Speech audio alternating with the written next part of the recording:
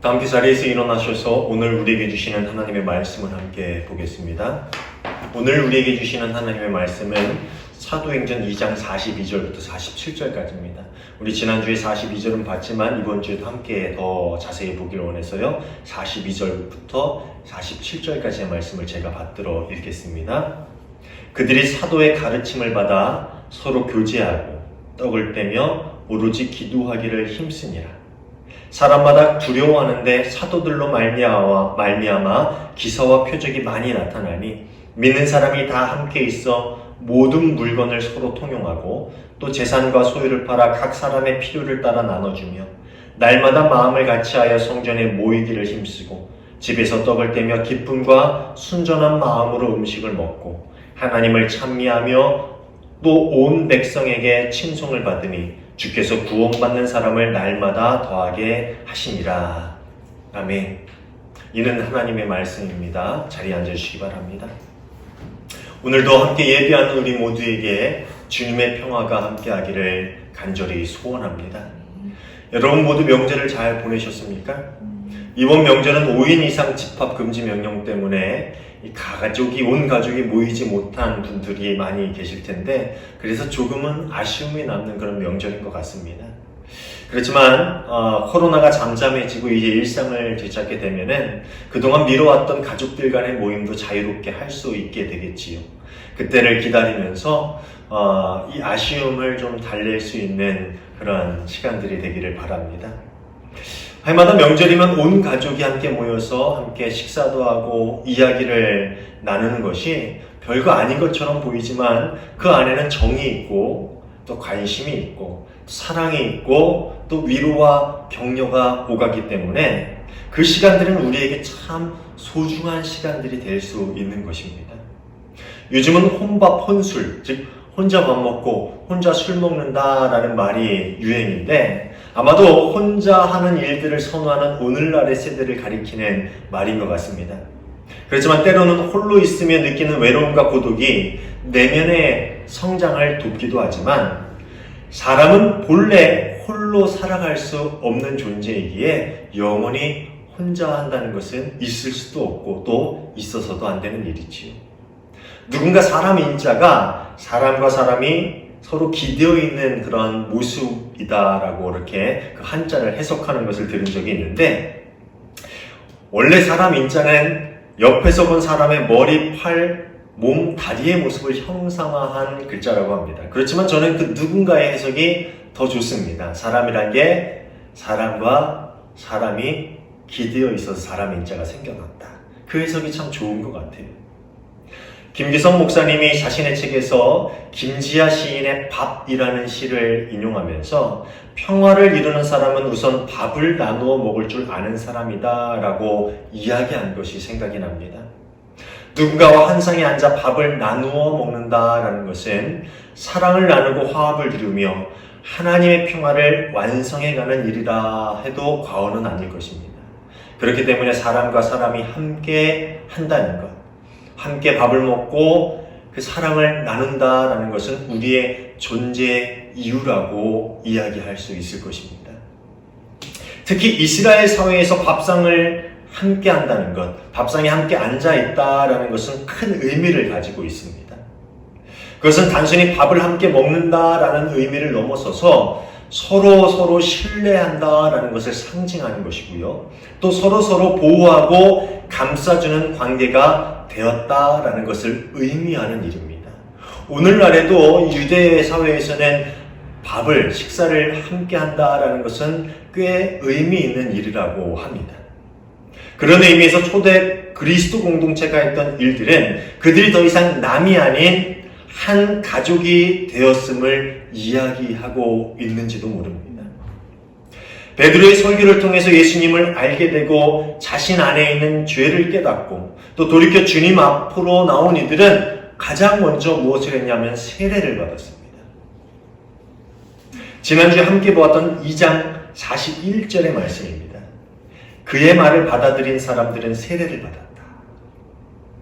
초대 그리스도 공동체에게 이 세례를 받는 일은 그들의 공동체의 일원이 되겠다라는 그 입교를 허락하는 예식이었던 동시에 이제 죄로부터는 죽고 그리스도와 함께 새롭게 태어났음을 의미하는 그런 의식이기도 했습니다.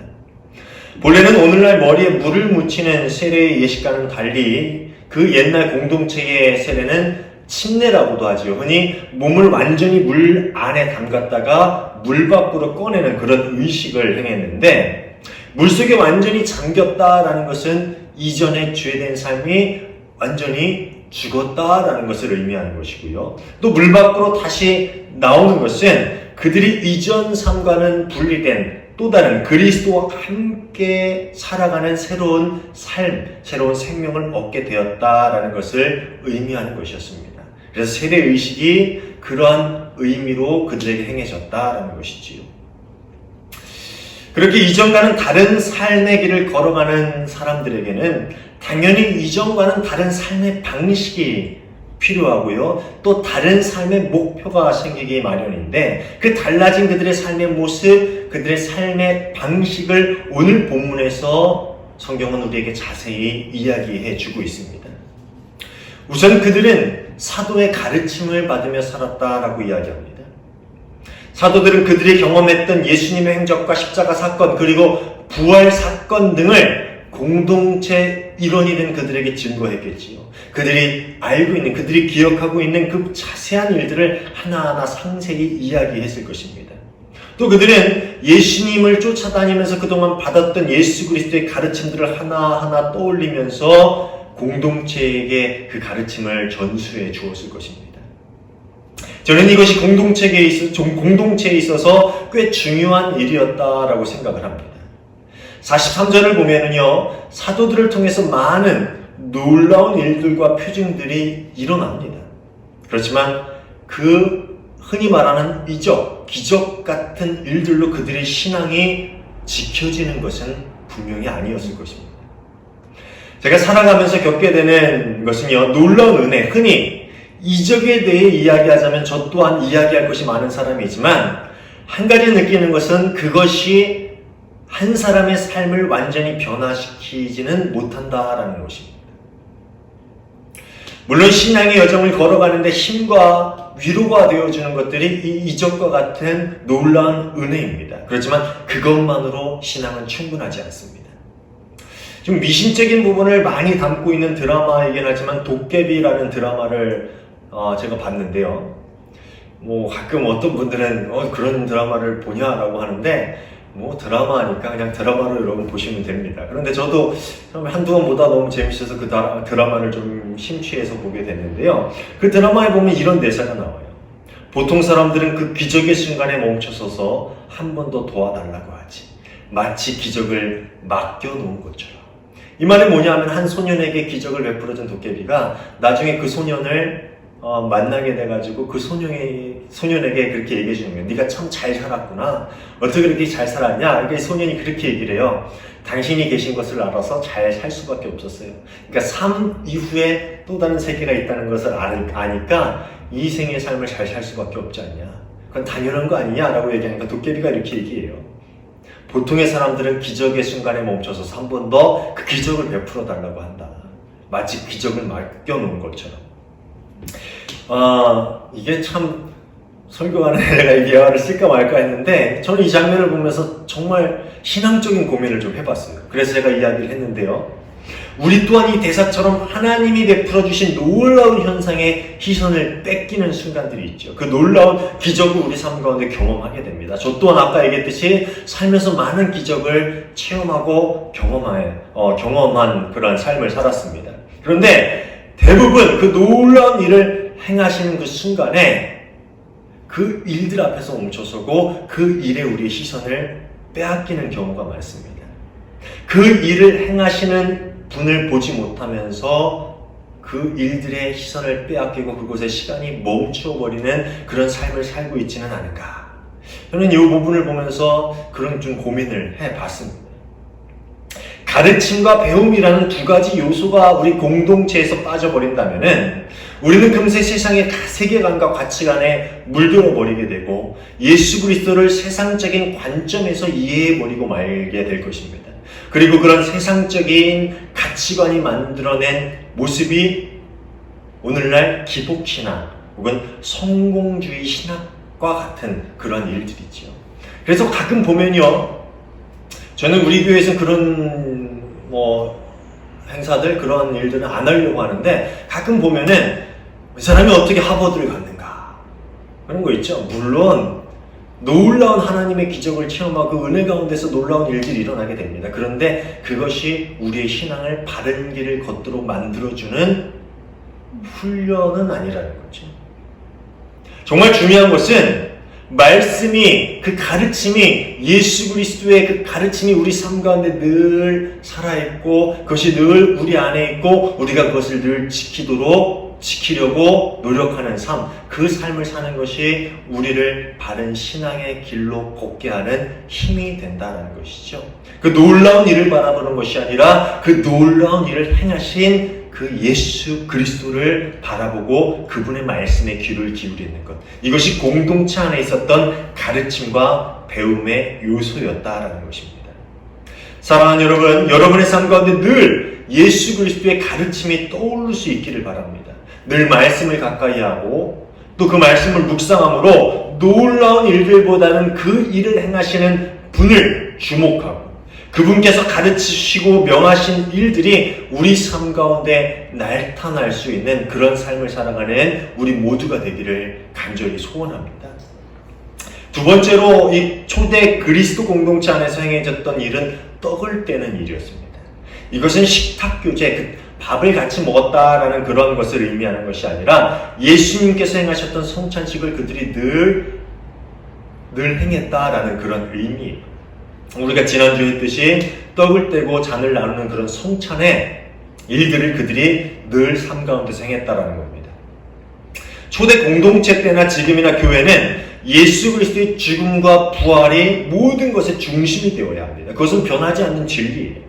지난주에도 말씀드렸듯이 베드로의 설교도 이 두 가지가 핵심이었듯이 초대 그리스도의 공동체 역시 모일 때마다 성찬식을 하면서 이것이 그들의 모든 선교 활동의 중심이 될 것을 결코 잊지 않았다라는 것입니다. 늘 이것을 기억하였다라는 것이지요.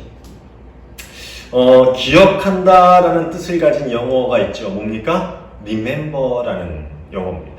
근데 이 remember는 다시라는 의미의 re와 공동체 일원이라는 뜻을 가진 멤버가 결합해서 생긴 말이라고 합니다.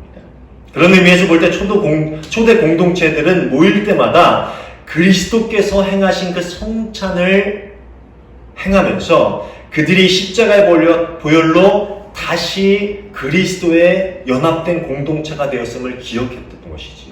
그래서 늘 성찬을 행하면서 예수께서 우리에게 행하신 일로 우리가 다시 하나가 되었다라는 것을 늘 그들의 삶 가운데 기억했다라는 것입니다. 우리 한국교회는 매달 첫 주에 성찬 예배를 드리고 있는데 이 초대 공동체의 예배는 매 시간, 매 예배가 성찬이 중심이 됐던 예배입니다. 오늘날의 예배는 설교가 중심이 되는 그런 예배를 우리가 드리고 있는데 사실 이 초대 공동체는요, 성찬이 예배의 중심이었어요. 그래서 매 예배 때마다 그들이 성찬을 행했습니다. 그만큼 예배가 그리스도와의 연합됨을 기억하면서 이제 그리스도와 함께 살아갈 것을 다짐하는 시간이라는 것을 강조하기 위해서 그렇게 했던 것이지요. 비록 지금 우리는 매주 성찬을 하고 있지는 않지만 매주의 예배를 통해서 우리가 그리스도와 연합되는 그런 시간이 이 예배의 시간이 되기를 간절히 소원합니다. 늘 우리가 기도하고 제가 말씀을 드리듯이 주님의 임재를 경험하는 예배, 그리고 그리스도와 하나 되어서 세상 가운데서 그리스도의 몸이 되어서 살아갈 수 있는 그런 힘을 얻는 그러한 그리스도와의 연합을 경험할 수 있는 귀한 이 예배가 될 수 있기를 간절히 소원합니다. 세 번째로 그들은 늘 기도하기에 힘썼습니다. 사도행전 첫 설교의 말씀을 드렸듯이 이제까지 자신들의 생각과 혈기로 일하던 제자들은 예수님께서 하늘로 올라가신 후에 무엇을 했습니까? 모여서 기도하기에 힘썼습니다. 왜냐하면 이제 자신의 힘과 생각, 자신의 혈기로는 그리스도를 증언하라는 그 사명을 감당할 수 없다라는 것을 그들이 깨달았고 또 오직 성령님께서 이 모든 일들의 주체가 되실 때 그 증언이라는 사명을 감당할 수 있다는 것을 그들이 경험했기 때문이지요. 마찬가지로 초대 그리스도 공동체들은 늘 자신들이 걸어갈 신앙의 길에 대해서, 자신들의 삶의 방향에 대해서 늘 하나님께 묻고 뜻을 구하는 일을 쉬지 않았습니다. 그들은 이제 땅에 살아가는 사람인 동시에 하늘에 붙들린 사람이 되었기 때문이지요. 비록 세상을 살아가고 있지만 그들은 하나님의 나라를 이 땅에 이루어 가야만 하는 그 사명을 가진 인생들이었습니다.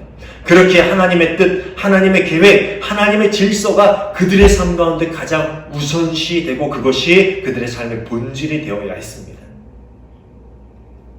그래서 늘 그들은 기도하기를 그치지 않고 기도함으로 하나님의 뜻을 구하고 하나님의 질서를 그들의 삶 가운데 행하는 그러한 인생을 살았다라는 것이지요. 사랑하는 여러분, 우리의 삶 속에도 하나님의 뜻과 계획이 우선시되고 하나님 나라의 질서가 우리의 삶을 다스릴 수 있기를 간절히 소원합니다. 바라기는 어떤 일이든 우리가 하나님의 뜻을 구하는 기도를 할 수 있기를 바랍니다. 제가 어느 날 문득 식사 기도를 하면서 그런 생각을 해봤어요. 우리가 습관적으로 날마다 기도를 하죠. 그렇죠? 새벽에도 나와서도 기도를 하고요. 또 밥 먹을 때마다 기도를 하고요. 또 때때마다 우리가 기도를 합니다. 그런데 그 기도가 정말 하나님의 뜻을 구하는 기도인지, 나의 생각과 판단, 나의 고집을 내려놓고 하나님의 계획, 하나님의 뜻, 하나님의 질서를 우리 삶 가운데 구하는, 모시는 그러한 기도인지 한번 생각을 해봤습니다. 여러분의 기도는 과연 그런 기도가 되고 있습니까? 사랑하는 여러분, 늘 기도함으로 하나님의 뜻을 구하고 하나님의 계획과 질서가 나의 삶을 인도해 가는 그런 인생이 되기를 주님의 이름으로 축원합니다. 아멘. 마지막으로 초대 그리스도 공동체 안에는 교제가 있었습니다. 원래 42절을 보면은요, 교제는 가르침 다음에 언급이 되어 있는데, 제가 마지막에 이 교제라는 것을 언급한 이유는 44절부터 더 자세하게 묘사되는 그들의 삶의 모습을 그려볼 때, 단순한 만남과 사귐을 넘어선 공동생활을 이 교제라는 단어가 의미하고 있다는 것을 이해할 수가 있습니다. 즉 그들이 함께 교제했다라는 말은요, 단순히 사귀고 만나서 수다 떨고 이야기하는 그것을 넘어서서 그들의 모든 삶을 하나로, 즉 가족과 같은 그런 삶을 살았음을 의미하는 것, 이것이 바로 교제가 가지고 있는 의미였다라는 것입니다. 처음에도 이야기했듯이 이들은 단순히 같은 소속의 공동체라는 정체성을 넘어서서 한 가족이 되었습니다. 같은 가르침을 배우고 함께 예수 그리스도의 십자가를 기억하는 성찬을 행하며 또 기도함으로 한 방향을 향해서 걸어가고 있는 이들은 더 이상 남이 아니라 한 가족의 삶을 살았다라는 말입니다. 그렇게 많이 가진 자나 적게 가진 자나 서로의 필요에 따라서 함께 나누며 돕는, 어쩌면 가족이라는 표현을 넘어서서 하나가 되었다라는 그러한 그들의 모습을 누가는 우리에게 그렇게 전해주고 있습니다. 물론 이런 초대 공동체의 삶의 방식, 이런 삶의 모양을 외형적으로만 이해하고 오늘날 그런 방식을 따라 살아야 한다라고 가르치는 것은 매우 위험한 일입니다. 제가 늘 얘기했듯이 말씀은 그것이 우리에게 무엇을 전해주고자 하는가라는 그 핵심을 파악하는 게 중요해요. 그런데 종종 이단들이 이 말씀을 인용해서 성도들의 재산을 갈취하는 경우가 생겨납니다. 이 외형적으로 오늘의 말씀을 이해하는 것이 왜 위험하냐면은 흔히 공산주의라고 불리는 그 이념이 바로 이런 외형적인 모습을 다운돼서 생겨나게 된 거고요. 또 아까 얘기했지, 많은 이단들이 이런 외형적인 해석으로 많은 성도들의 삶을 망치는 그런 일들을 행하고 있기 때문입니다. 신학자인 톰 라이트는 이 초대 공동체의 삶의 방식을 한 단어로 설명을 하는데 그것이 뭐냐면은 아가페라는 단어입니다. 여러분도 잘 알고 있듯이 아가페라는 단어는 사랑이라는 뜻을 가진 헬라어인데요. 그냥 사랑이 아니라 뭐예요? 모든 것을 다 내어줄 만큼의 큰 사랑, 즉 그리스도께서 우리에게 보여주신 그 사랑을 의미하는 것이지요. 즉 이 공동체의 생활, 공동생활, 모든 것을 같이 나누고 함께 쓰는 그 생활이 의미하는 것은 오늘날 우리가 어떤 마음으로 하나의 공동체를 대하며 그 삶을 그 안에서 우리가 함께 살아가야 하는가라는 것을 우리에게 가르쳐주고 있는데, 그것이 바로 아가페, 즉 사랑이라는 단어이지. 초대 공동체의 삶의 방식 중에 가장 중요한 것, 모든 것이 다 중요하죠. 그런데 가장 중요한 것은 바로 이것, 아가페, 즉 사랑이었습니다. 우리 죄인들을 향한 하나님의 사랑, 그리고 그런 하나님의 사랑을 따라 행하는 것이 그리스도의 제자된 삶의 방식이고, 이제 그리스도와 함께 새로운 삶을 살아가는 그리스도의 자녀들, 하나님의 자녀들의 삶의 모습이다라는 것을 누가는 이 말씀을 통해서 우리에게 이야기해 주고 있습니다. 말씀을 묵상하면서 한 가지 이야기가 떠올랐는데요. 어쩌면 제가 예전에도 들려드렸던 적이 있는 이야기일지 모르겠는데, 우리나라 속담에 관련된 이야기입니다. 여러분도 잘 알고 있는 속담인데요. 사촌이 땅을 사면 배가 아프다. 여러분, 이 속담의 뜻을 어떻게 알고 계십니까? 누가 잘 되는 모습을 보면 그것이 셈이 나서 배가 아프다라고 알고 계시지요. 그런데 어떤 학자들은 이 속담이 일제강점기 시대에 일제가 우리 민족 정신을 폄하하기 위해서 원래 있었던 속담의 의미를 그렇게 바꿔서 가르친 것이다 라고 이야기하더라고요. 본래 사촌이 땅을 사면 배가 아프다라는 이 속담은 본래는요, 글자가 약간 바뀌어서 사촌이 땅을 사면 배라도 아파야 한다 였다고 합니다. 이 속담에 숨어져 있는 이야기는 이렇습니다. 가난하고 먹고 사는 것이 힘든 시대에 사촌 중에 한 명이 열심히 일을 해서 이제 논밭을 사게 된 거예요. 그런데 땅을 산 사촌은 이제 자신이 먹고 사는 걱정에 대해서는 한시름 덜었지만, 여전히 힘들게 살아가는 다른 친척들을 보자면은 조금 미안한 마음이 생겨서 그들을 불러서 흰 쌀밥과 고깃국을 한 상 차려서 그들을 대접했다고 합니다. 그런데 초대에 응한 이 사촌들이 가난하다 보니까 초대에 응해서 오긴 했는데, 그 흰 쌀밥과 고깃국을 맛있게 먹긴 했는데 뭐 하나 병건한 축하 선물을 들고 올 수 없다 보니까 미안한 마음에 당시 거름으로 쓰였던 게 뭐예요? 인분이죠. 그래서 그 인분이라도 이 집 화장실에 보태줘야겠다라는 마음에 사촌이 땅을 사면 배라도 아파야 한다라는 그런 속담이 생겨났다. 한 학자가 이렇게 해석을 하더라고요. 참 재미있는 이야기죠. 근데 또 다른 학자는 이런 이야기를 해요. 평소에 이 이야기는 비슷한데요. 평소에 먹지 못하던 흰쌀밥과 고깃국을 먹던 탓에 배가 놀래가지고 어떻게 해요? 사촌이 땅을 사면 배가 아프다. 그 사랑을 경험하고 났는데 내가 배가 놀래서 아프다라는 그런 속담이 생겨났다. 뭐 이렇게 해석하기도 합니다. 그런데 이거나 저거나 그 유래를 가만히 들어보면요, 그 안에는 서로의 어려움을 그냥 넘기지 않았던, 그리고 어떻게든 자신들이 조그만 사랑이라도 베풀고자 했던 우리 조상의 그런 넉넉한 마음, 그 사랑이 엿보이는 그러한 속담인 것만은 분명합니다. 성경에서도 예수님께서 우리 그리스도 공동체에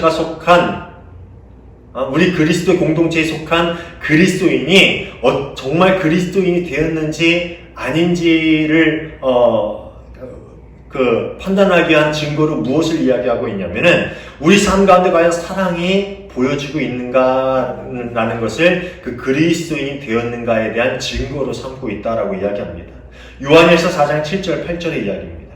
사랑하는 여러분, 서로 사랑합시다. 사랑은 하나님에게서 난 것입니다. 사랑하는 사람은 다 하나님에게서 났고 하나님을 압니다. 그러나 사랑하지 않는 사람은 하나님을 알지 못합니다. 하나님은 사랑이시기 때문입니다. 그런데 교회 다니는 사람이라면 누구나 흔히 알고 있는 이 말씀, 그리고 너무나도 많이 들어왔던 이 말씀을 그리스도인들에게는 가장 쉽게 잊혀지고 또 행하기 힘든 그런 말씀이 돼버린 것만 같습니다. 자신의 죄를 회개하고 세례를 받고 성령의 임재를 경험하고 그리스도의 공동체의 일원이 되어 살아갔던 그 옛날 공동체의 삶의 방식들이 오늘날 우리의 삶의 방식, 우리의 삶의 기준이 되기를 간절히 소원합니다. 특별히 그 사랑, 서로 모자란 것을 보태주고 나의 것을 나누면서 정말 하나 되기를 힘썼던 그 모습이 오늘날 우리 그리스도인들 삶 안에 보여질 수 있기를 간절히 소원합니다. 늘 말씀을 가까이 하고 또 듣고 읽고 배우며 그리스도의 가르침이 우리 삶 가운데 살아있는 삶, 그리고 성찬을 통해서 매주 예배를 드리며 하나님과 늘 그리스도와 하나됨을 경험하며 이제 예수님께서 살아가시도록 우리의 삶을 내어놓는 삶, 그리고 늘 하나님의 뜻을 구함으로 하나님의 계획과 질서가 우리를 이끌어 가실 수 있도록 순종하는 그러한 삶, 그리고 하나님의 사랑이 우리 모든 삶의 순간순간을 통해서 드러날 수 있는 그러한 삶, 이러한 초대 공동체의 그런 삶의 방식들, 삶의 모습들이 오늘날을 살아가는 우리 교회 안에도 나타나기를, 또 우리 삶 가운데도 드러날 수 있기를 정말 간절히 소원합니다. 그래서 그 옛날 공동체의 모습을 이루며 그 공동체의 모습을 보면서 구원받는 이의 수가 날마다 더해졌던 그들의 안에 일어났던 그런 역사가 오늘날 우리가 살아가는 이 시대 안에도 또 우리 교회들을 통해서 또 우리 삶의 현장에도 일어날 수 있기를 간절히 소원합니다. 47절을 보면은요, 그들의 삶의 모습을 통해서 정말 얼마나 귀한 일들이 일어났는가를 우리에게 전해주고 있지요. 하나님을 찬미하며 또 온 백성에게 칭송을 받으니 주께서 구원받는 사람을 날마다 더하게 하셨다. 사랑하는 여러분, 이 초대 공동체의 그런 삶의 모습을 통해서 일어났던 그 놀라운 구원의 역사가 오늘날 우리 교회들을 통해서도 일어났으면 좋겠습니다. 그리고 여러분의 삶의 현장에서도 이 놀라운 역사가 일어날 수 있기를 간절히 소원합니다.